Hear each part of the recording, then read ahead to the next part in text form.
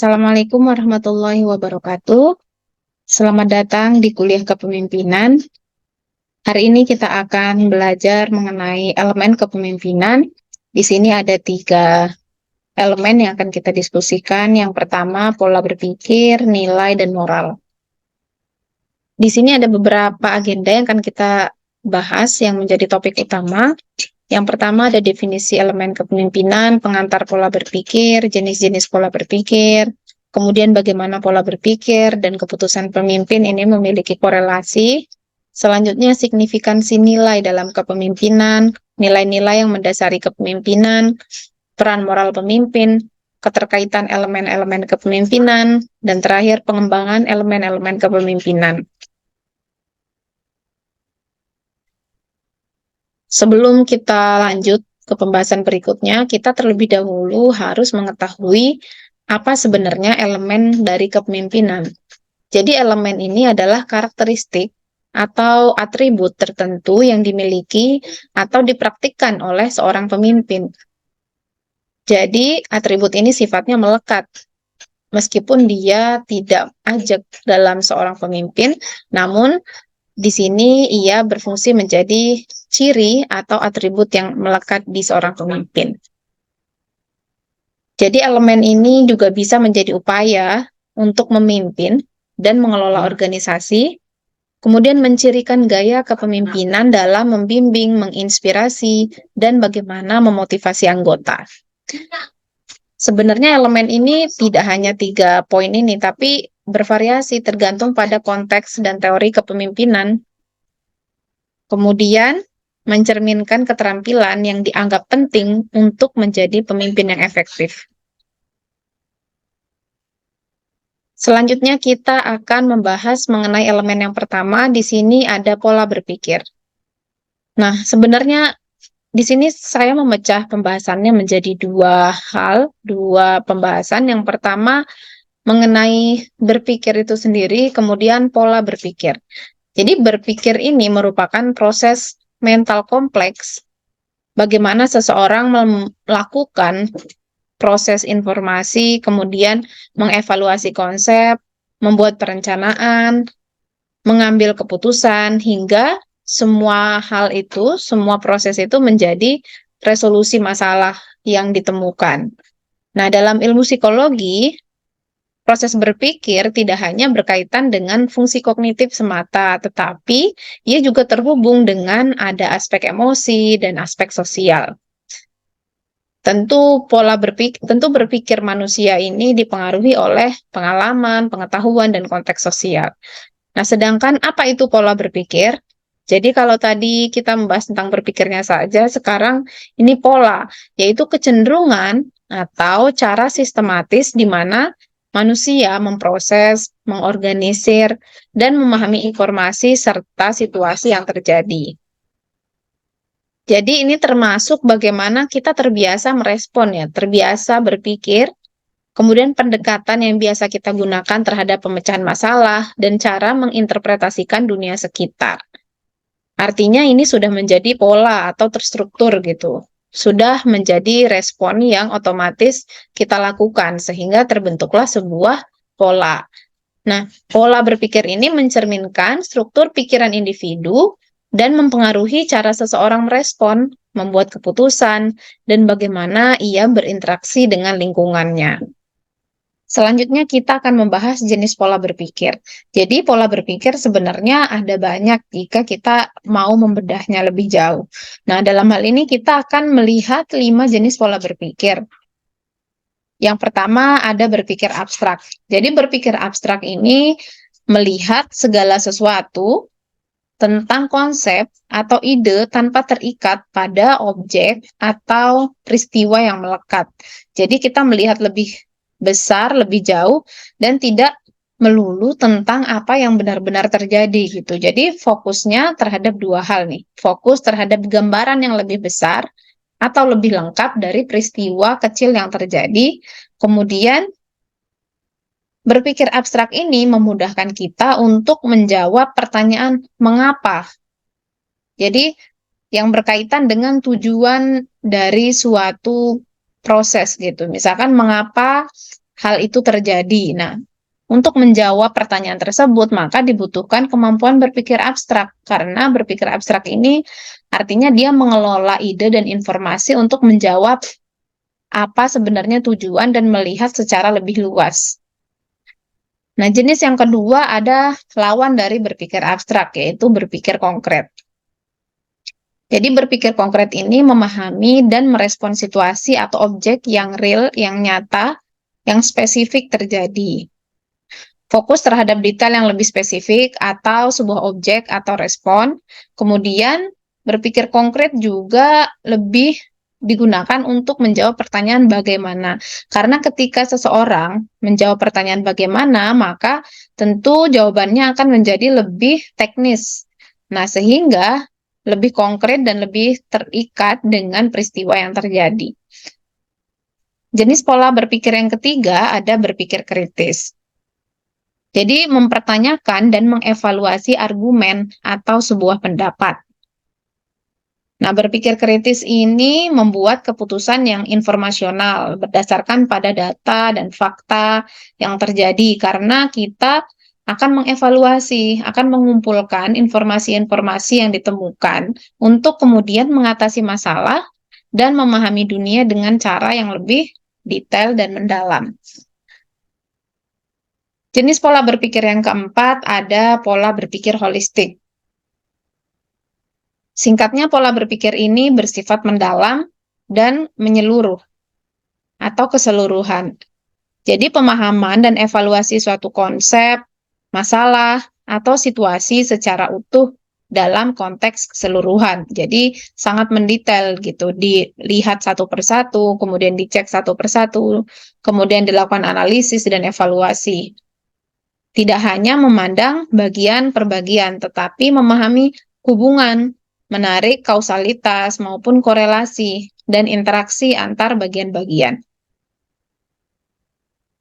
Yang terakhir ada pola berpikir kreatif. Jadi pola berpikir kreatif ini tidak terikat oleh batasan konvensional gitu. Jadi dia bisa keluar dari pagar-pagar yang umum terjadi atau yang umum dimiliki oleh banyak orang. Jadi kemampuan untuk menghasilkan ide-ide baru. Bagaimana menemukan solusi yang inovatif, bukan solusi yang sudah terjadi atau sudah dilakukan banyak orang. Dan biasanya pendekatan yang unik dalam masalah yang sedang dihadapi. Nah, proses pola berpikir kreatif ini memungkinkan individu untuk melihat hal-hal dari sudut pandang yang berbeda. Selanjutnya di sini ada dua pola berpikir yang sebenarnya sering didiskusikan ya belakangan ini, terutama ini ada di bukunya Carol Dweck. Di sini ada dua jenis pola berpikir. Yang pertama ada growth mindset, dan yang kedua ada fixed mindset. Jadi growth mindset ini apa? Jadi growth mindset ini orang yang memiliki pola pikir bahwa dia yakin kemampuan dan kecerdasan dapat berkembang melalui dedikasi, latihan, dan usaha keras. Nah, sebaliknya orang yang dengan fixed mindset ini dia percaya bahwa kemampuan manusia dan kecerdasan itu udah ajak, udah tetap, atau bersifat bawaan, nggak bisa dirubah. Jadi dia menerima aja gitu bagaimana kondisi yang dimiliki oleh dirinya. Kemudian orang dengan growth mindset ini melihat tantangan sebagai peluang. Nah, ini juga sejalan dengan pola pikir tadi, karena dia percaya bahwa kecerdasan ini berkembang, maka ketika melihat tantangan, dia ingin menaklukkannya dan ingin mendapatkan pengetahuan yang baru maupun menjadi manusia yang lebih baik gitu. Sedangkan orang dengan fixed mindset cenderung menghindari tantangan karena ia takut gagal dan menunjukkan kelemahannya. Selanjutnya growth mindset atau pola berpikir yang tumbuh ini melihat bekerja sama, bekerja kelompok, bekerja bersama tim itu dan berbagi pengetahuan kepada tim itu merupakan sebuah aktivitas untuk tumbuh bersama. Sebaliknya, orang dengan fixed mindset ini selalu merasa bersaing. Jadi dia enggan untuk berbagi informasi karena ia takut Jadi kayak tenggelam gitu, kehilangan keunggulan dibandingkan dengan teman-temannya yang lain. Nah, manusia dengan growth mindset ini merasa terinspirasi oleh keberhasilan orang lain dan melihatnya sebagai bukti bahwa oh benar kemampuan itu dapat berkembang gitu dengan dedikasi, latihan dan usaha keras. Tapi dengan orang dengan fixed mindset ini justru merasa terancam ketika melihat temannya itu berhasil. Jadi ia merasa ketika temannya mendapatkan sebuah nilai yang bagus, maka itu justru mengurangi nilai dirinya gitu. Selanjutnya kita akan membahas bagaimana pengambilan keputusan berkaitan dengan pola berpikir. Nah, di sini bagaimana kecenderungan pola berpikir pemimpin menentukan berbagai keputusan penting dalam organisasi. Sebenarnya ada beberapa jenis pola berpikir yang sudah kita bahas sebelumnya, namun di sini kita akan melihat 3 pola berpikir yang memiliki kaitan dengan pengambilan keputusan. Yang pertama ada pola berpikir holistik.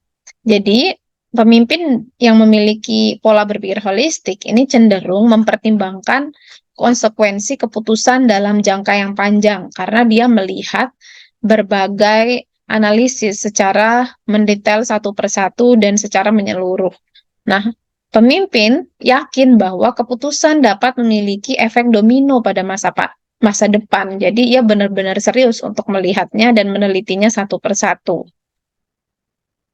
Kombinasi antara logika dan intuisi.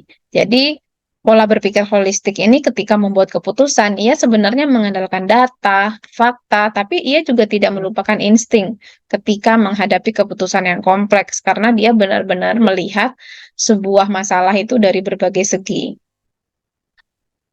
Jadi keputusan yang diambil ini benar-benar atas pertimbangan yang komprehensif. Kemudian pola berpikir yang kreatif.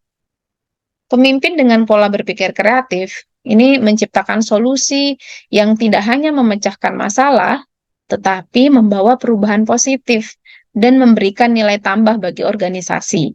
Karena solusi yang ia ciptakan ini benar-benar sebuah inovasi yang baru gitu. Jadi tidak hanya untuk menyelesaikan masalah X gitu, tapi justru menambah nilai yang baru bagi organisasi. Nah, pola berpikir kreatif ini juga menciptakan cara baru atau inovasi untuk mengatasi tantangan yang sedang dihadapi. Menciptakan solusi yang sebelumnya tidak terpikirkan atau tidak diketahui, tidak pernah dilakukan oleh anggota maupun organisasi lain. Nah, pemimpin dengan pola berpikir kreatif ini juga cepat beradaptasi dengan perubahan yang terjadi. Kemudian fleksibel dalam pengambilan keputusan. Jadi karena dia seringkali melihat out of the box, jadi dia cenderung mudah beradaptasi dan menjadi fleksibel gitu. Selalu ada ide baru yang muncul. Yang ketiga ada pola berpikir kritis. Jadi pemimpin dengan pola berpikir kritis mengambil keputusan dengan cermat dan berdasarkan analisis yang mendalam. Karena ia mengevaluasi berbagai informasi, data yang diterima, data yang dikumpulkan, dan ia melihatnya benar-benar mendalam. Kemudian ia berusaha memahami implikasi konseptual dan membuat keputusan yang didasarkan pada bukti yang kuat atau argumen. Jadi benar-benar berdasarkan pada fakta dan argumen dari semua orang, semua anggota yang ada dalam organisasi.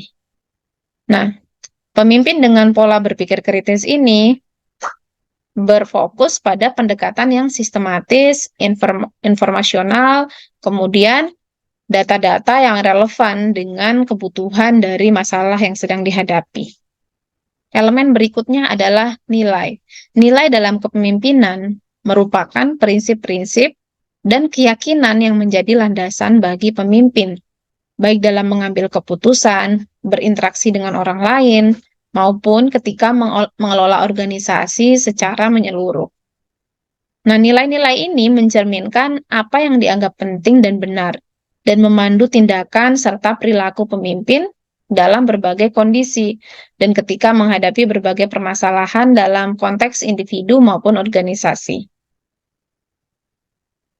Nah, kemudian apa signifikansi nilai dalam kepemimpinan?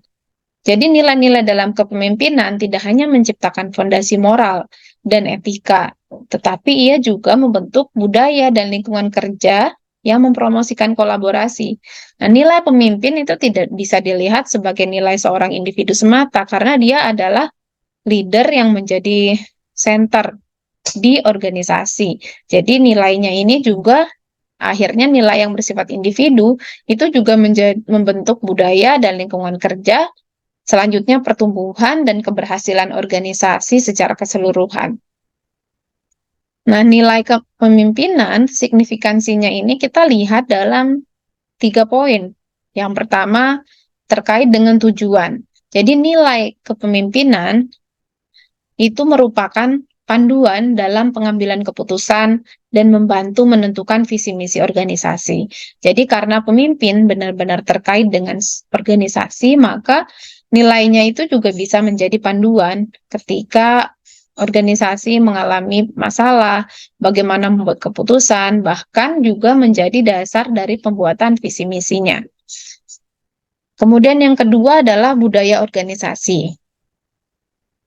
Jadi, mencerminkan prinsip-prinsip dan keyakinan yang dipegang oleh pemimpin, norma dan harapan bersama di antara anggota tim. Jadi budaya ini juga seperti yang sudah saya jelaskan sebelumnya, bahwa ia sangat melekat dengan nilai yang dianut oleh pemimpin. Nah, yang ketiga, signifikansinya adalah menjadi acuan. Jadi menentukan apakah suatu keputusan sejalan dengan etika dan prinsip-prinsip yang dipegang.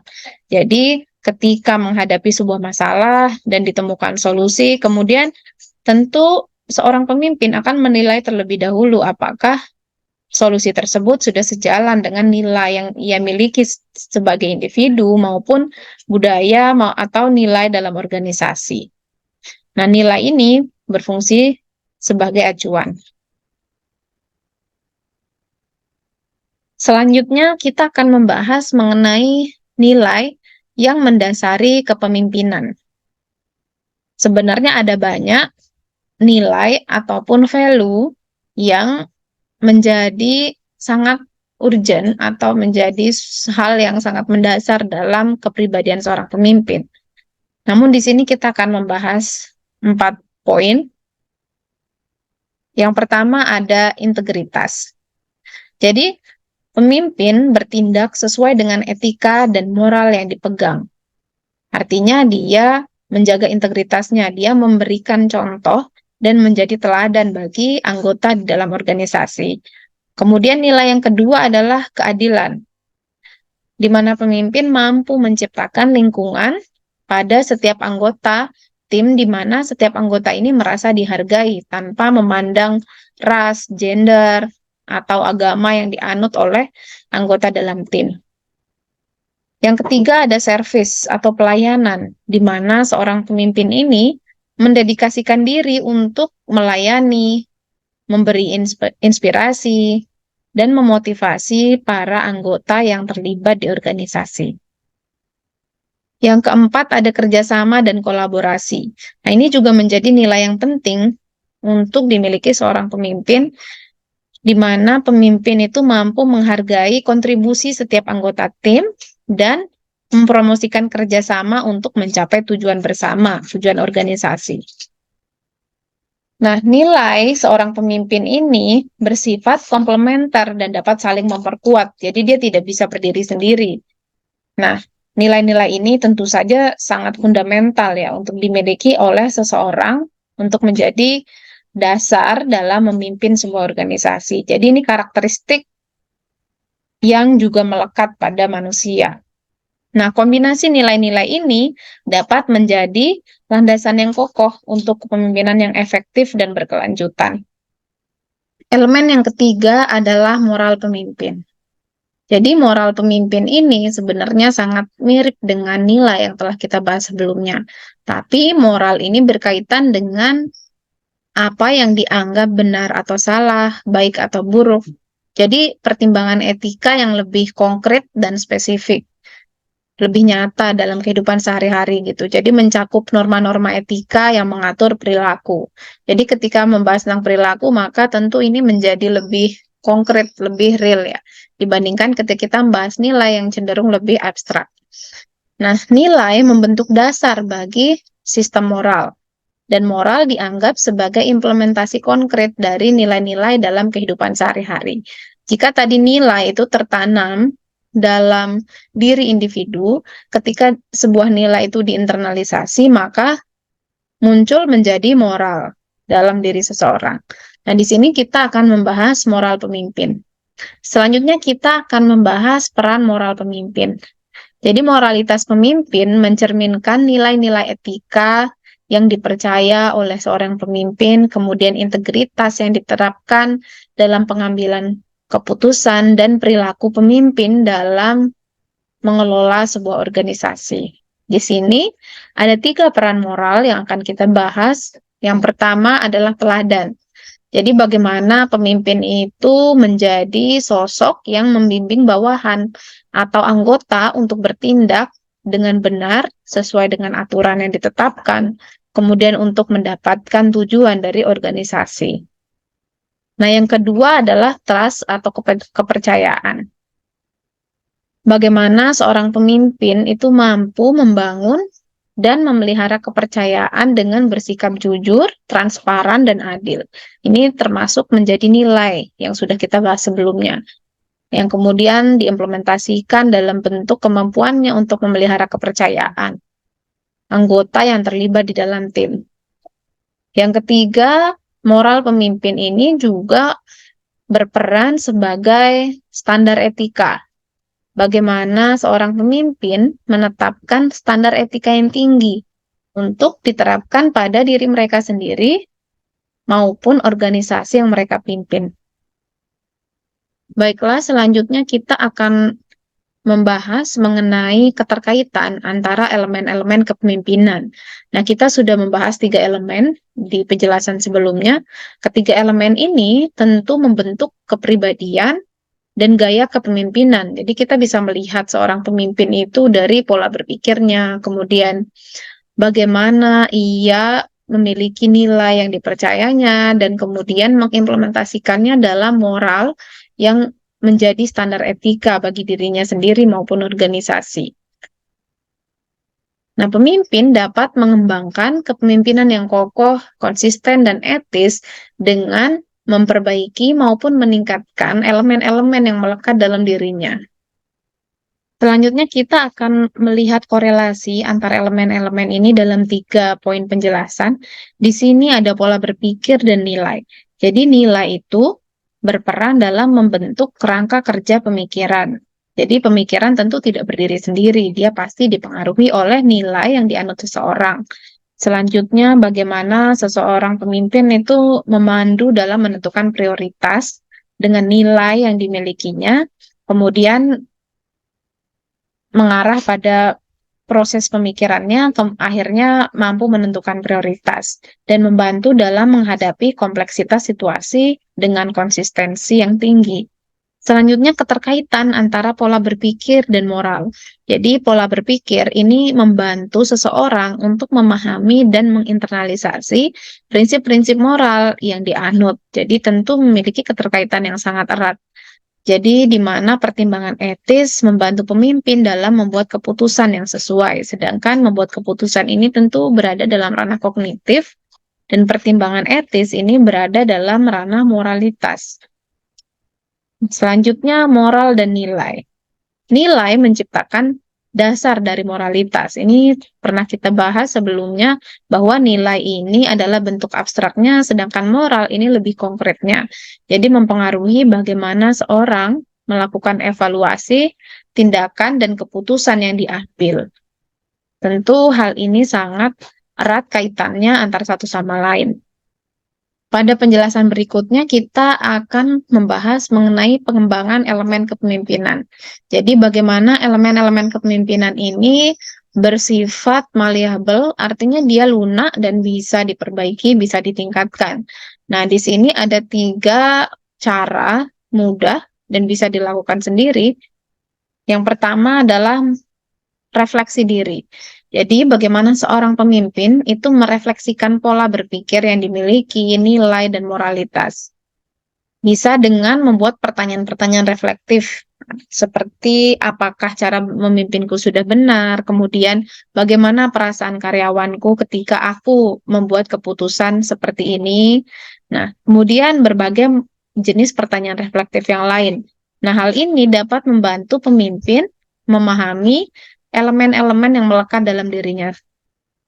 Nah, yang kedua adalah feedback 360 derajat. Jadi ini jika tadi melihat pada diri sendiri, maka sekarang adalah menggunakan sistem umpan balik dari rekan, bawahan, dan atasan untuk evaluasi. Jadi ini dari berbagai segi, dari berbagai aspek di sekeliling pemimpin. Di mana tujuannya untuk menilai sejauh mana sebuah perilaku yang diterapkan atau sejauh mana sikap-sikap kepemimpinannya ini telah sesuai dengan moral maupun nilai yang ia miliki, termasuk sesuai dengan budaya organisasi yang ia tetapkan. Nah, yang ketiga adalah pembelajaran. Nah, ketika tadi 2 poin sebelumnya itu adalah sebuah evaluasi terhadap cara memimpin seorang pemimpin, maka poin yang ketiga adalah bagaimana meningkatkan elemen yang sudah melekat dalam diri pemimpin. Bisa melalui pendidikan formal dan informal, seperti pelatihan, seminar, atau membaca literatur yang relevan tentu dengan elemen-elemen yang melekat dalam dirinya, seperti etika kepemimpinan, nilai-nilai, bagaimana pola berpikir yang tepat dalam berbagai situasi. Baik, mungkin sekian yang bisa saya jelaskan pada pertemuan kelima. Semoga bermanfaat. Terima kasih atas perhatiannya. Assalamualaikum warahmatullahi wabarakatuh.